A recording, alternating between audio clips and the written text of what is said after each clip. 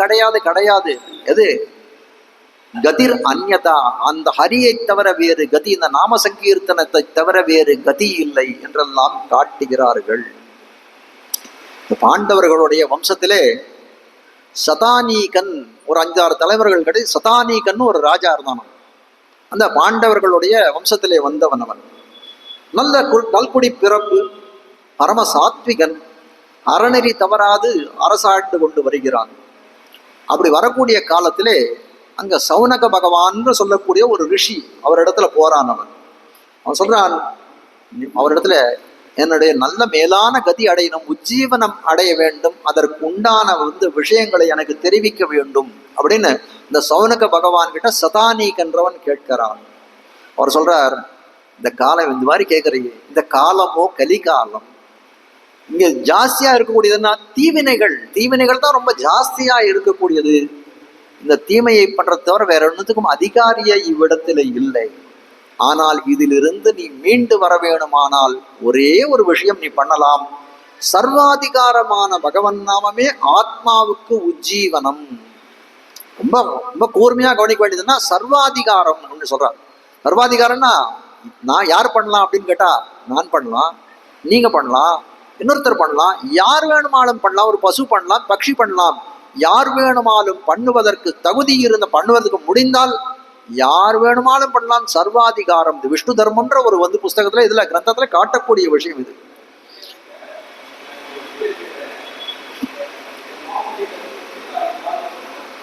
தொண்டர்படி ஆழ்வார் இதே இந்த நாம சங்கீர்த்தனத்துடைய பெருமையை தெரிவிக்கும் வண்ணம் ஒரு திவ்ய பிரபந்தம் ஒன்று அருளி செய்திருக்கார். திருமாலைன்னு பேருது.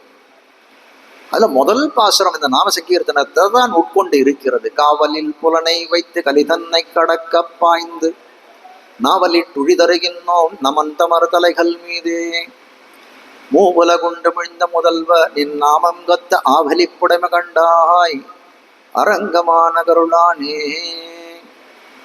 முக்கியமா அந்த கடைசி 2 வரி எடுத்துட்டா போதும். காவலில் புலனை வைத்து கலிதன்னை கடக்க பாய்ந்து, இவர்கள் என்ன பண்றாரா, புலன்களை எல்லாம் காவலில் வைக்கிறாள், இந்திரிய நிகிரகம் பண்ண. காவலில் புலனை வைத்து கலிதன்னை கடக்க பாய்ந்து, கலின இந்த பாப்பத்தை கடக்க பாய்கிறார்கள்.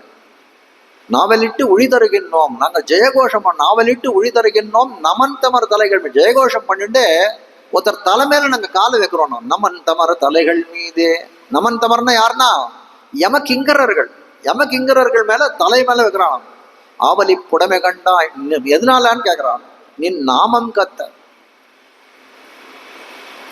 நின் நாமம் கத்த, உன்னுடைய நாம சங்கீர்த்தனத்தை அறிந்து கொண்டோம், அதை சொல்கிறோம், அதனால என்ன பண்றான், யமகிங்கரர்கள் தலைமையிலேயே நாங்கள் காலை வைக்கிறோம் என்றெல்லாம் தெரிவிக்கிறார்கள். அதே திருமாலையில மற்றொரு பாசுரம் உண்டு. நமனும் முற்கலனும் பேச நரகில் நின்னார்கள் கேட்க நரகமே சுவர்க்கமாகும் நாமங்கள் உடைய நம்பி அவனதூர் அரங்கம் என்னாதயர்த்து வீழ்ந்தளிய மாந்தர கவலையுள் படுகின்றார் என்று அதனுக்கே கவல்கின்றேனே. நமன் அப்படின்னா யமன். அதே போல முற்கலன் ஒருத்தர் இருந்தான், முத்கலன் அப்படின்னு சொல்லக்கூடிய ஒருத்தர் இருந்தான். அவன் யார் அப்படின்னு கேட்டா, நமனும் முற்கலனும் பேச, அவர்கள் 2 பேரும் பேசுறார்களாம். நரகனும் நரகில் நின்னார், நரகத்துல எந்த நரகத்துல பேசிட்டு இருக்க, நரகில் நின்னார்கள் கேட்க, நரகத்தில் இருக்கவர்கள்லாம் அந்த பாவத்தில் அந்த கொடிய தண்டனைகளாம் அனுபவித்துக் கொண்டிருக்கலாம் கேட்கிறாங்க. நரகில் நின்னார்கள் கேட்க. அப்ப என்னாச்சா, நரகமே சுவர்க்கமாகும். நரகம்னு சொல்லக்கூடியது எல்லா விதமான தண்டனைகளையும் அனுபவிக்கக்கூடிய இடமா இருக்கும். அந்த இடத்துல அந்த நரகத்துக்கு போகக்கூடிய காலத்துல எப்படி பரவத்துக்கு போகக்கூடிய காலத்துல ஒரு தேகம் கிடைக்கிறதோ, நரகத்துக்கு போனா இன்னொரு தேகம் கிடைக்குமா. அந்த தேகத்துல இருக்கக்கூடிய ஆச்சரியம் என்ன அப்படின்னா, தேவ சொல்றாங்க எவ்வளவு அடிச்சாலும் தாங்கும். அது மாதிரி எவ்வளவு அடிச்சாலும் பிராணம் போகவே போகாது. எவ்வளவு அடிச்சாலும் உங்க எண்ணெய் கொப்பரையில போட்டாலும் உங்க பிராணம் போகாது, வலிக்கும், சுட்டு எரிக்கும். அப்போ அது போல அந்த மாதிரி ஒரு தேகம் இருக்கும். அந்த மாதிரியான வேதனைகள், பெரிய வேதனைகள் எல்லாம் என்ன சொல்றாரா, ஒரு எரி எழுகின்ற செம்பினால் என்ன பாவையை பாவி தழுவென மொழிவதற்கஞ்சி திருமங்கையாழ்வார் பாடுறார். யார் பேரையும் ஆசை வைக்காத. அப்புறம் மேல நரகத்துக்கு போனா என்ன பண்ணுவான், ஒரு செப்புல ஒரு பாவை வச்சிருப்பான். நீ இந்த பொண்ணையா கட்டி பிடிச்சிக்கணும்னு நினைச்சிட்டியா, இப்போ இதை கட்டி பிடிச்சிக்கணும். அது எப்படி இருக்கணும், செப்புல இருக்கக்கூடிய அப்படியே சுட வச்சிருப்பான். அப்படி தக்க தக்க தக்க தக்க தான் அனல் கொதிக்குமா. எழுகின்ன செம்பினால் என்ன பாவியை பாவி தழுவென மொழிவதற்கஞ்சி. இது போல நரகத்தில் இருக்கக்கூடிய தண்டனைகள்லாம் ரொம்ப கொடூரமான தண்டனைகள். அப்படிப்பட்ட தண்டனைகள் அனுபவித்து கொண்டிருக்கிறவர்களா என்ன, நரகமே சுவர்க்கமாகும். சுவர்க்கம்ன்றது என்னன்னா நல்ல போக்கியமான அனுபவங்கள். ரொம்ப திலோத்தமா கூட எல்லாம் அவளுடைய நடனங்கள்லாம் கேட்டு பாடல்கள்லாம் இது பண்ணி நல்ல உண்டிகள் எல்லாம் புரிஜித்து கொண்டு நல்ல உடைகளை உடுத்து கொண்டு நல்ல அனுபவத்துக்குன்னே ஏற்பட்ட பூமி என்னதுன்னா சுவர்க்கம். அது போல சொர்க்கம் போலே ஆகிவிட்டது நரகமே என்று தெரிவிக்கிறார். அதெல்லாம் எதனால அப்படின்னு கேட்கிறார். நமனும் முற்கலனும் பேச, இவர்கள் 2 பேரும் பேச ஆரம்பிச்சு, யமனும் முத்கலன்னு சொல்லக்கூடியவர் பேச ஆரம்பித்தார்கள். நம்ம இந்த முத்கலன்னு சொல்றவன் யார் அப்படின்னு கேட்டா, அவன் ஒரு பெரிய பாவிகளின் தலைவன் சொல்லணும். அவன் பண்ணாத பாபமே இல்லை இந்த நிலவுலகத்துல இருக்கக்கூடிய காலத்திலே. ஆனால் ஒரு காலத்துல என்ன பண்றான் அவன், ஒரு இது கோதானம் பண்றான், ஒரு பசுவை தானமாக கொடுக்கிறான். அப்ப சொல்றான் கிருஷ்ணாய என்று சொல்லி கொடுக்கிறான். கிருஷ்ணாயன கிருஷ்ணனுக்கு என்று அர்ப்பணிக்கிறான். அது கிருஷ்ணாயா என்று சொல்லி கொடு. அவன் யமகங்கிற இது பண்ணிட்டான். ஆனால் அதை அவனும் மறந்து போயிட்டான். அவனுக்கு ஞாபகம் இருக்குதெல்லாம் மாத்தி மாத்தி இந்த ஜீவித தசையிலே அவன் எவ்வளவு பாவங்கள் பண்ணிருக்கான். கண்டிப்பா நமக்கு நரகத்துல போட்டு செம ட்ரீட்மெண்ட் இருக்கு அப்படின்னு நினைச்சிட்டு தான் அவன் நரகத்துக்கே போறான். ஆனால் போன காலத்துல யமன் அவனை வரவேற்கிறான். ஸ்வாகதம் சுஸ்வாகதம்ன்றான். என்ன சுவாமி, நான் ஏதோ இதுக்கு வந்திருக்க மாதிரி இப்படிலாம் வெல்கம் பண்றீங்களோ, தண்டனை அனுபவிக்கிறதுக்கான நரகத்துக்கு வந்திருக்கேன் நான் அப்படின்னு கேட்கிறானாம். இல்லை, உனக்கே மறந்து போயிட்டு இருக்க. நீ ஒரு காலத்தை ஒரு கோதானம் பண்ணாய், பசுதானம் செய்யக்கூடிய காலத்தை கிருஷ்ணனுக்கென்று அர்ப்பணித்தாய். அந்த நன்மையானது உனக்கு எவ்வளவு பெரிய உன்னை வரவேற்கக்கூடிய இதுல விட்டுருக்கு அப்படின்னு சொல்லி சில வார்த்தைகள் பரிமாற்றங்கள் பேசுகிறார்கள். எம்பெருமானை பத்தின விஷயங்கள், பகவத் விஷயங்களை பேசக்கூடிய காலத்திலே இதெல்லாம் அங்க நரகத்திலே தண்டனை அனுபவித்திருக்கக்கூடியவர்கள் காதிலே பட்டதாம். அவர்களாம் என்ன பண்ணாலாம், நரகத்தை விட்டு மீளல, தண்டனையும் அவர்களுக்கு நிக்கல. ஆனால் என்ன பண்ணாலாம், அழுதுண்டே இருந்தவர்கள் எல்லாம் இந்த இதை கேட்ட உடனே மகிழ்ச்சி அடைந்தார்கள். இந்த நாமெல்லாம் நம் முற்கலனும் பேச நரகில் நின்னார்கள், நரகமே சுவர்க்கமாகும் நாமங்கள் உடைய நம்பி. உன்னுடைய நாமங்கள் எப்படிப்பட்டதுன்னு கேட்கிறார். அதெல்லாம் நரகத்தையும் சுவர்க்கமாக கூடிய அது நாமம் உன்னோடது. திரௌபதிக்கு நேத்துக்கு பேசணும், இன்னைக்கு சொல்றேன். திரௌபதிக்கு ஆபத்திலே புடவை சுரந்தது திருநாமம் இரேன்னு தெரிவித்தார். திரௌபதியை மானபங்க கொடுக்கக்கூடிய காலத்திலே எதை அவளை காப்பாத்தியது, நான் நாமம் தான் காப்பாற்றியது. சங்க சக்கர கதாபானே துவாரகா நிலையா அச்சுதா கோவிந்த புண்டரீகாட்சம் ரக்ஷமாம் சரணாகதம் என்று கூப்பினாலே. மூக்ஷுபடின்ற கிரந்தத்தை சொல்றார். வாச்சிய பிரபாவம் போல் என்று வாச்சக பிரபாவம் தெரிவிக்கிறார். வாச்சியம் அப்படின்னு சொன்னா அந்த திருநாமம், ஒருத்தருக்கு பேர். படியனுக்கு பேர் என்ன அப்படின்னா வாச்சியம் என்ன அப்படின்னா சம்பத்குமாரன் அப்படின்னு சொல்லணும். வாச்சகம் யாருன்னா நானே. அப்போ எம்பெருமான் எப்படிப்பட்டவன், வாச்சிய பிரபாவம் போல் என்று வாச்சக பிரபாவம், அதை காட்டிலும் பெரிய பெயருடையதாய் இருக்கக்கூடியது. எம்பெருமானே நேரே எவ்வளவு அனுகிரகம் பண்ணுவானோ அதை காட்டிலும் அதிக பலன்களை கொடுக்கக்கூடியதாய் இருக்கிறது அவனுடைய திருநாமம் என்று காட்டுகிறார்கள். ஓங்கி உலகளந்த உத்தமன் பேறுபாடி நாங்கள் நம்பாவைக்கு சாற்றி நீராடினாள். இதுக்கு மேல ரொம்ப சுலபமா போயிடும். 7:54 மணி. நாங்கள் நம்பாவைக்கு சாற்று நீராடினாள். நாங்கள் இந்த ஆய்ப்பாடி சிறுமியர்கள் எல்லாம் எப்படி இருக்கோம்னா, ஒரு பிரயோஜனத்தை விரும்பியா இந்த காரியத்தை செல்கிறோம்.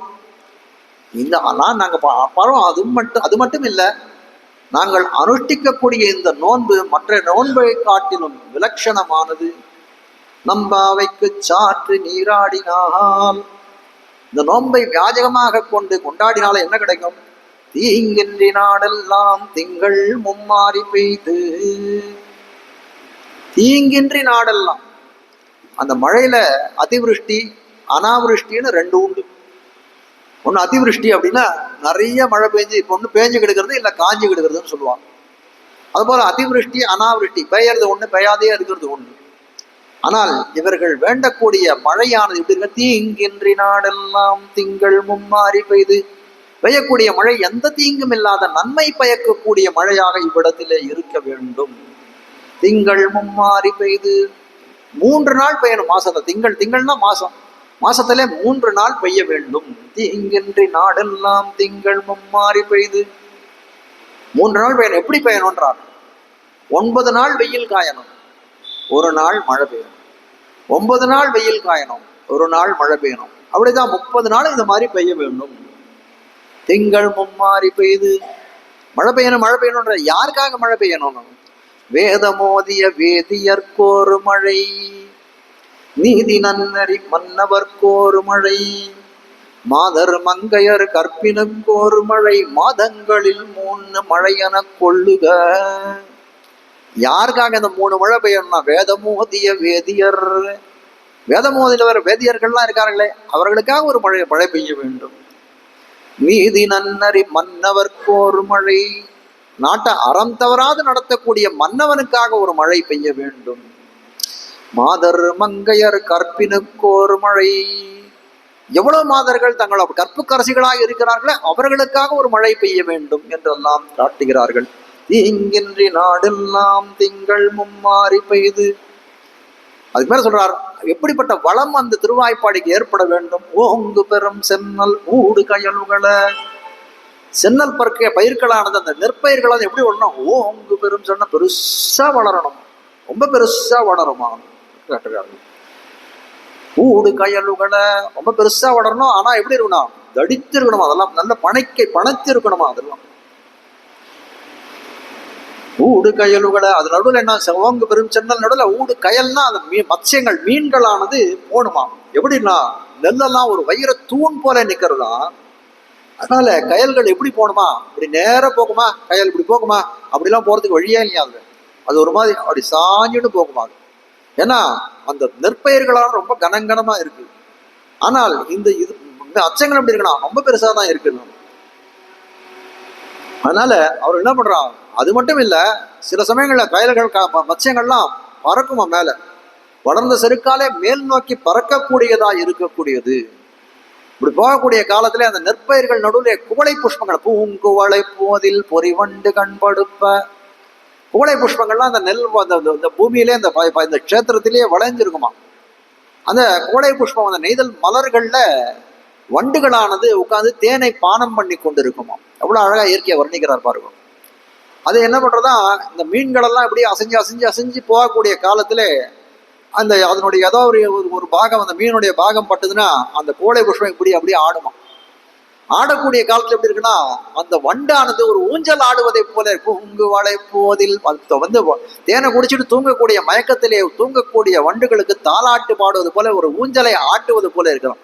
பூங்கு வளை போதில் பொறிவண்டு கண்படுப்ப அப்படி இருக்கணும்ன்ற. அதுக்கு மேல தெரியும் தேங்காதே புக்கிருந்து சீர்த்த முளை பத்தி வாங்க. தேங்காதேன்னா தயங்காமல் வந்து புக்கிருந்து வந்து மாட்டை கறக்கணும் அப்படின்னு போனா தயக்கமே ஏற்படக்கூடாது.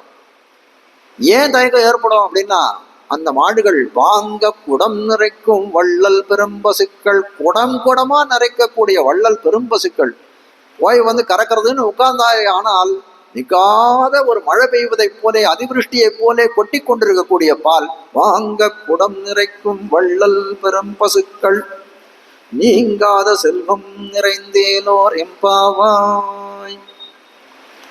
நீங்காத செல்வம் இருக்கணும் எல்லாருக்கும்.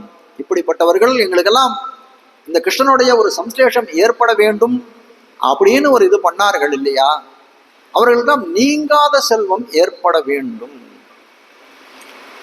அப்படின்னு தெரியும். நீங்காத செல்வம்னா என்னவா இருக்கும்? செல்வம் அப்படின்னு சொன்னாலே அதுலயே தெரியும் செல்வம் அப்படின்னு ஒரு அர்த்தம் அதுல தெரிவிக்கும். ஒரு இடத்துல நிக்காத போயிட்டு இருக்கிறது தான் செல்வம். செல்வம் அது செல்வம் கிடையாது. அது சொல்றார் நீங்காத செல்வமா இருக்கணும்னா என்ன இருக்கணும் அப்படின்னு கேட்டார். அதஸ்கர கரக்ராகம் அபூபதி வச்சம் வதம் அதாயாத விபாகார்க்கம் தனமாரிய சுஸ்திரம். எப்படி இருக்கும் செல்வம் அப்படின்னு கேட்டா எப்படி இருக்கக்கூடாது அப்படின்னா அதஸ்கர கரக்ராகம், தஸ்கரம்னா திருட்டு, திருட்டு போகாத தனமாக இருக்கணும். அதஸ்கர கரக்ராகம் அபூபதி வச்சம் வதம். ராஜாவானவன் இந்த இதை நடத்தக்கூடியவன் அதுல நிறைய வரி போட்டு உங்ககிட்ட இருக்கக்கூடிய பணத்தெல்லாம் பிடுங்கக்கூடிய முடியான ராஜ்யம் இருக்கக்கூடாது, உங்ககிட்ட சொல்வ இருக்கக்கூடாது. அதாயாத விபாகார்ஹம். தாயாதிகள் வந்து எனக்கு சொத்துல பங்கு கொடு எனக்கு சொத்துல பங்கு கொடுன்னு கேஸ் போடக்கூடாது. அப்படி இருக்கக்கூடிய செல்வமா இருக்கணும் என்று தெரிவிக்கிறார்கள். அப்படிப்பட்ட செல்வம் என்ன அப்படின்னு கேட்டா அது கல்வி செல்வம், பக்தி செல்வம் என்ன சொல்றோம்னா, அந்த கைங்கரிய செல்வம் லக்ஷ்மணோ லக்ஷ்மி சம்பன்னஹா என்றும் சதுநாகவரகா ஸ்ரீமான் என்றும் அந்தரிக்ஷகத ஸ்ரீமான் என்று சொல்லும்படியாய் அந்த கைங்கரிய செல்வத்தை தான் இவ்விடத்திலே குறிப்பிட நீங்காத செல்வமாய் அது இவர்களுக்கு என்றும் நிலைத்து இருக்க வேண்டும் என்று தெரிவித்து அவ்விடத்திலே அந்த பாசுரத்தை முடிக்கிறார்கள். மேலே ஆழிமழை கண்ணா அப்படின்ற பாசுரத்தினுடைய ஒரு ஆரம்பத்தை இன்னைக்கு ஆரம்பிப்போம். அதுக்கப்புறம் என்னுடைய பாசுரத்தை அனுசந்தானத்தோடு நிறுத்தலாம். இப்போ மழை பெய்யணும் அப்படின்னு ஆசைப்பட்டு விட்டார்கள் இவர்கள் எல்லாம். இவர்களுக்கு ஒரு மங்களத்தை வேண்டி மழை பெய்யணும் அப்படின்னு ஆசைப்பட்டு விட்டார்கள்.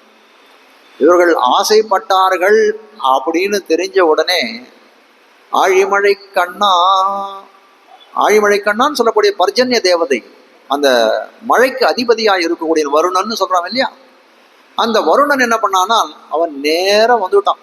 இவர்களை தேடி இந்த கோபிமார்களை எல்லாம் தேடிக்கொண்டு நேராக அவர்களிடத்த வந்துவிட்டான். வந்து அவர்கிட்ட கேட்குறான், நீங்கள் வந்து ஏதோ மழை பெய்யணும் அப்படின்லாம் சொன்னீங்களே, தேங்காதே தீங்கின் நாடெல்லாம் திங்கள் மும்மாறி பெய்யுதுன்னு சொன்னீங்களே, மழை பெய்யணும்னு சொன்னீங்களே, எப்படி பெய்யணும், அந்த பிரகாரத்தை நம்மிடத்திலே தெரிவிக்க வேண்டும் என்று கேட்கிறார்கள். அப்போ இன்னென்ன ரீதியிலே நீ இப்படி மழையெல்லாம் பெய்ய வேண்டும் என்று தெரிவிக்கிறார். அதுக்கு மேலே பலவிதமான விசாரங்கள் பண்ணுகிறார்கள். பர்ஜன்ய தேவனை நியமிக்கக்கூடிய சக்தி இவர்களுக்கு உண்டா அப்படின்றெல்லாம் ரொம்ப சுவையான விசாரங்கள் எல்லாம் அந்த பாசுரத்திலே, ஆழிமழை கண்ணா பாசுரத்திலே தெரிவிக்கிறார்கள். அதை நாளைய தினம் பார்ப்போம் என்று அனைவருமாக சேர்ந்து இந்த ஓங்கி உலகளந்த பாசுரத்தினுடைய அனுசந்தானத்தை முடிப்போம்.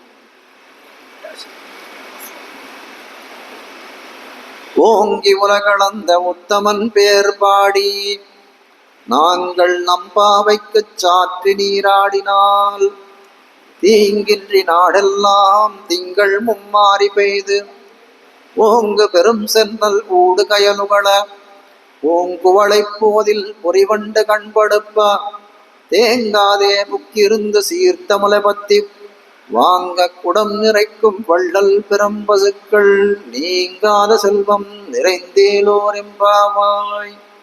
ஆண்டாள் பிரார்த்தித்தபடி எல்லாருக்கும் நீங்காத செல்வம் நிறைய வேணும். ஸ்ரீமதே ரம்யஜா மாதிரி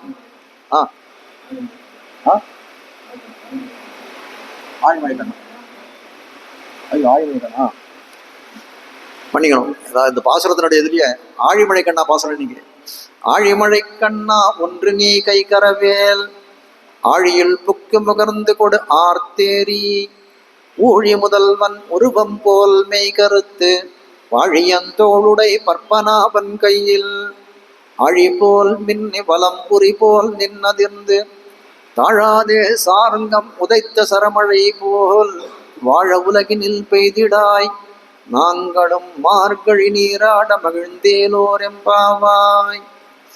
அது ஒரு அருமையான விஷயம் என்னன்னா, இந்த ஓங்கி உலகளந்தான்ற பாசுரம் எந்த சந்நிதியிலையும் இல்லங்களிலோ செய்யக்கூடிய காலத்தை 2 தடவை சேவிக்கிறது. அதனால ஆரம்பிச்சே ஒரு தடவை சேவிச்சுட்டேன். ஆண்டாளுக்கு குறையா இருந்த 2 தடவை சேவிக்க வேண்டிய பாட்டை ஒரு தடவை தான் சேவிச்சுட்டார் இவர் அப்படின்னு தோணுமோ தெரியல. அதனால 2வது தடவையும் சேவிச்சாச்சு.